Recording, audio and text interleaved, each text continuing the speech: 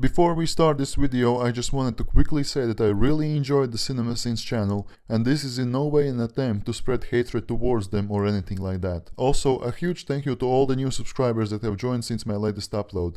Make sure to do the same if you don't want to miss any of my next videos. As a last thing, I want to give a shout out to @SithOlacliff for sharing my stuff on Twitter. It really helps. If you enjoy my content, please share it on social media so it gains more exposure.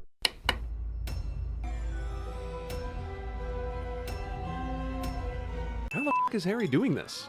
He didn't pull out a wand, he didn't utter any spell names, so why does he have to use that shit ever if he can silently will a person he doesn't like to bloat up and float away? Why are you so surprised? This is not the first time Harry has done wandless magic. Wands are like an instrument that makes doing magic easier. You can still light a fire by banging two rocks together, but it's just easier to use a lighter. Cat Wilhelm scream. That's probably one of the better Wilhelm screams I have heard. So why sin it? Did Wilhelm bully you as a kid? These assholes are still sending Harry back to live with abusive people during the summer? Looking forward to a new term? Yeah, should be great. Right, because every other year at Hogwarts has been peachy. You have a problem with Harry going home, and you have a problem with Harry going to Hogwarts. What do you suggest he does? Float around the sky with his Aunt Marge for the rest of his life? Come on, everywhere else is full. You've checked 4 compartments. She probably checked way more. I'm sorry the movie didn't dedicate 5 minutes of screen time to the ever so exciting scene of checking compartments. Since when do professors ride along with students on the train to Hogwarts? Probably since they have needed transportation. Maybe they are going by train all the time, we just have never seen them. And maybe professors who just start teaching at Hogwarts go by train. Slughorn does that, and he's a new teacher as well. When did the Hogwarts choir learn this song? During their summer break? This is the first night of school. I have been thinking long and hard about this, but I have succeeded in thinking of a theory that might blow your mind. I think it might be possible that they learned the song last year. Come on! What kind of a stupid question is that? Unlike the Oracle, the new Dumbledore feels no need to explain his altered appearance. Sinning the death of Richard Harris again? Well, at least you're consistent. Taking the form of a giant spectral dog is among the darkest omens in our world. I'd be scared, except Harry faces death every year and lives, so this is really just another day. This has some extra punch to it because Harry has already seen what he believes to be the Grim. You're supposed to stroke it. Ah, the things you learn at the age of 13. Low-key pedophilia round 3.1. Dumbledore clearly said the Dementors would be stationed at every entrance to the grounds, and instead they're all just hovering out over the water. Already they are f***ups. It's great to see all those Dementors still flying around and doing their job. Oh wait. When they are there, they are fuck-ups. When they are not there, they are fuck-ups. Yeah, that makes sense. Oh wait. Hermione isn't old enough to be hot yet. Low-key pedophilia round 3.2. Black can be anywhere. That's racist. That's racist. No one knows. When'd she get here? If Hermione is using a time travel device so that she can be in 2 places at once, why would Ron notice anything abnormal? When using the time turner, Hermione is disappearing in thin air, as well as appearing out of nowhere. I think there's definitely a possibility of spotting something abnormal there. Ridiculous! Holy sh! She just turned that cobra into something even scarier. Why is everyone laughing? That's subjective. Your mother, Lily's. Oh yes, I knew her. This dude totally f***ed your mom, Harry. Well, maybe Lupin plucked Lily's Lily. Maybe he did not. But how is that a sin in the context of this movie? Hogwarts is a dick to safety. No one cancels football because of bad weather, so why would they cancel Quidditch? Also, if someone's really in danger, there's always Dumbledore who steps up and saves them. If only there was a spell to improve one's vision. Or if only those glasses were stranded on the side of the road needing... Yeah, never mind. But there is no such a spell. And they are supposed to... Yeah, never mind. If you had only fallen right side up. Oh well. Maybe next time, Harry. Low-key pedophilia round 3.3. Also, sex is a sin. Not sex is a sin. I don't know which one it is, but inconsistency is a sin. And you had quite a lot of it in this video. So Lupin turned out to be a good guy after all, and so did Sirius Black. So this movie's primary antagonist is Peter Pettigrew? Why does it need a primary antagonist? Seeing as this is many people's favorite Harry Potter movie, it clearly doesn't detract from the quality of the film. And for the record, I still think it's Sirius Black, and maybe the lack of time? You almost tore my leg off. I was going for the rat. You were? You have horrible aim, and once you knew you were dragging Ron, why did you keep doing it? Because Ron is holding the rat, and Sirius ultimately succeeded in getting the rat. So, sorry Ron? Is capturing a soul like winning the Stanley Cup, where everyone gets a chance to kiss it before passing it along? Kissing the Stanley Cup must be very, very satisfying. And for the Dementors, this is the only way to get satisfaction. Or any kind of good thing for them, I guess. So I think it's a pretty good analogy. Good job, Jeremy. But it's not a sin. When in doubt, I find retracing my steps to be a wise place to begin.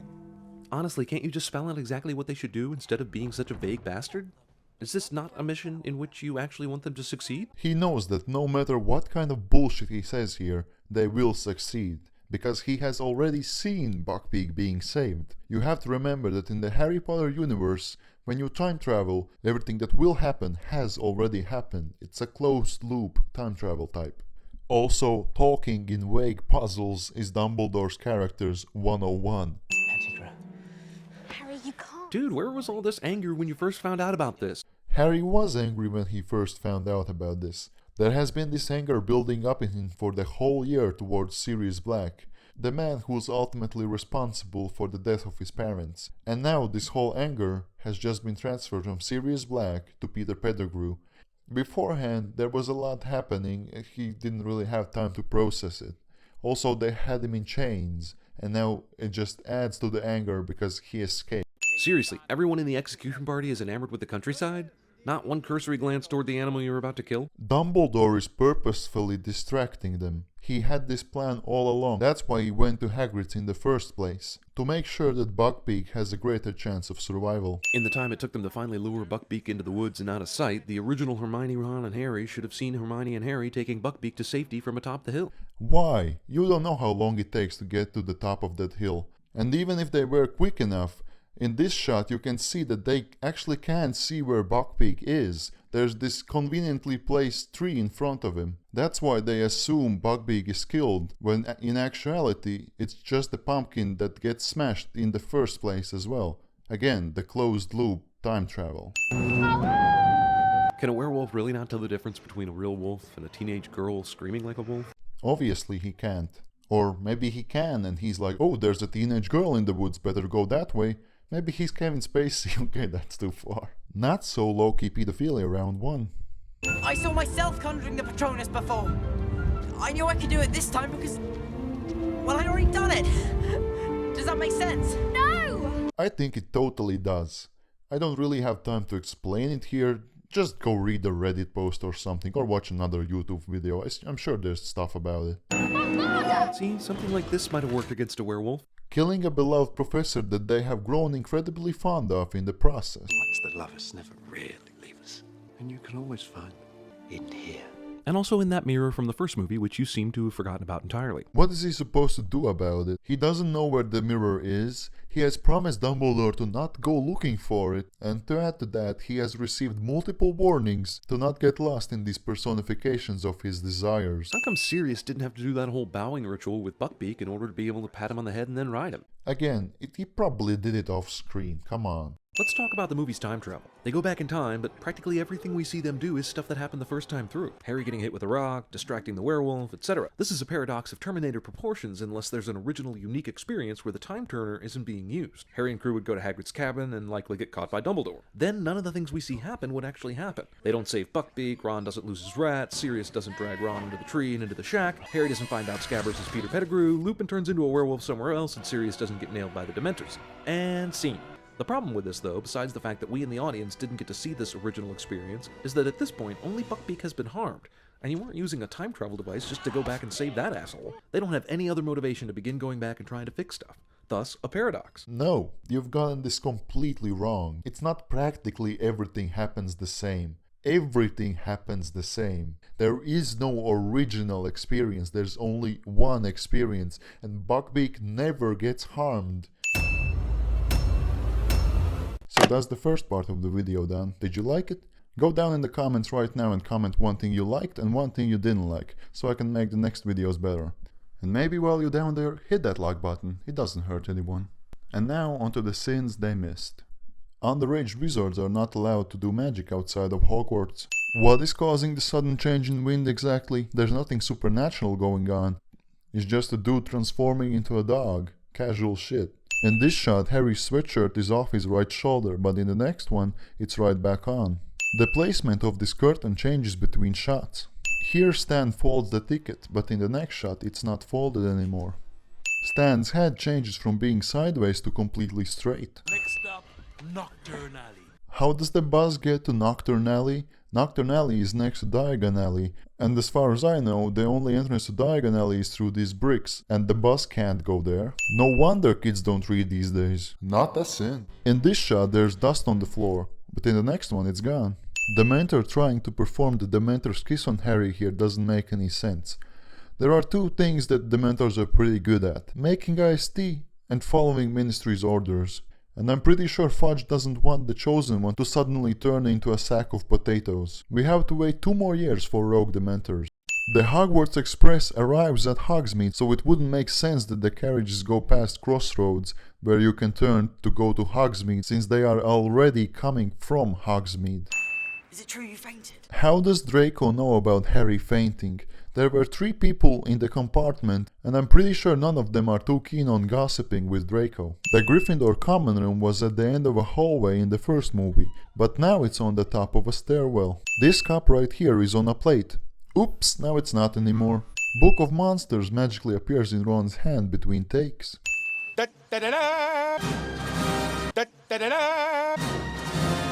Wrong studio. Not a sin. Hermione is pretty bad at keeping the super secret time turner secret.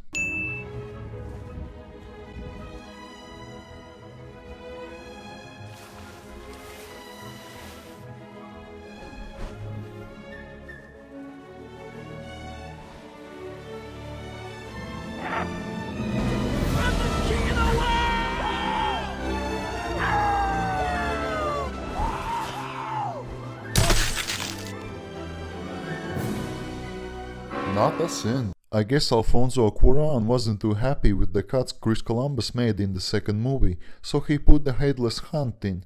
It might be a year too late, but I can forgive that. What I cannot forgive is the fact that they show up in the end of the movie as well, but the Headless Hunt takes place only once a year. 26 takes earlier. In the second movie, so he put the Headless Cunt in. The Headless Cunt. Seamus is the next in line after Ron, but it's Parvati who steps in next. You want to know why I stopped you facing that boggart, yes? I would have thought it'd be obvious. I assumed it would take the shape of Lord Voldemort. But it didn't. If you didn't want it to take the shape of Voldemort, wouldn't you stop Harry beforehand? The ceiling in the Great Hall is bewitched to accurately represent the sky. Then my question is, what kind of galaxies are these? Is Scotland in a different universe? Technology doesn't work in Hogwarts, but yet they have projectors. It just doesn't feel right. Again, why is there a huge dog-shaped cloud in the sky? There's nothing supernatural about Sirius being a dog. What do you expect? He fell over 100 feet. Yeah, come on, Ron. Let's walk you off the astronomy tower and see what you look like. Yeah, even Dumbledore would be a bit shaken up. Not a sin. I just want to know what's happening there in the background. Did someone get a broom stuck up his ass and now they're trying to pull it out? Not a sin. Hang on. This is Hogwarts. And that... no. Is that really... Dumbledore. In his study, pacing. How do the twins know Harry is looking at Dumbledore? He could be noticing any number of things. Both the shape of the map in Harry's pocket and these strings change position.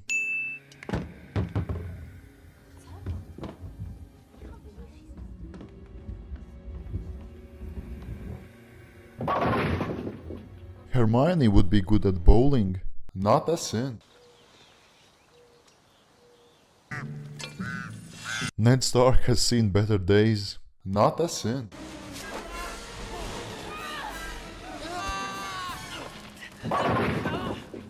Not a sin. If you want to kill Harry, you'll have to kill us too. Giving one of Ron's most badass and heroic things from the books to the already OP Hermione, lessening Ron's character in the movies even more. This might be my least favorite moment of the film from the adaptation standpoint, and I think it deserves a sin, because it negatively impacts how we see our main characters in the movies as well. I just think Ron deserves to be more than just comic relief. When Pettigrew changes from rat to human, he's wearing clothes. But when he changes from human to rat, the clothes stay behind. Hey guys, what should we do? I know, let's sit below the murderer's tree! Sirius opens his eyes wide in terror, but right afterwards he's peacefully asleep.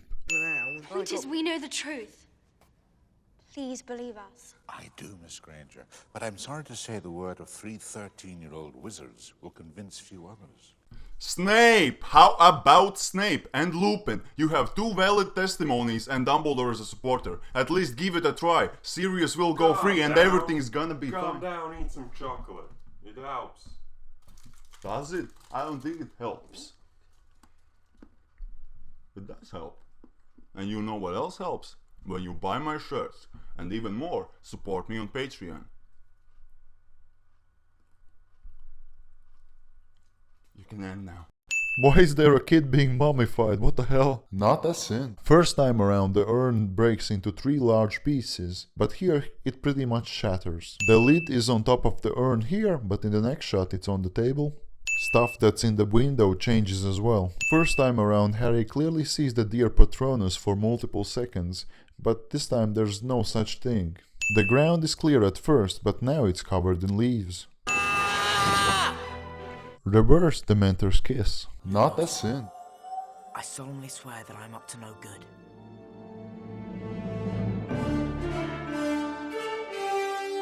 Thank you for watching the video to the end, hope it was worth your time. The next one is already in the works, so hopefully you don't have to wait so long for that. Subscribe and hit that notification button so you don't miss it. Leave a like, and if you think the video is good enough, please share it, it really helps. Also, if you wanna help out the channel, you can support me on patreon.com or buy my shirts on Spreadshirt. Make sure to check out the first 2 videos in the series if you have not seen them, and that's pretty much it. See you in the next one.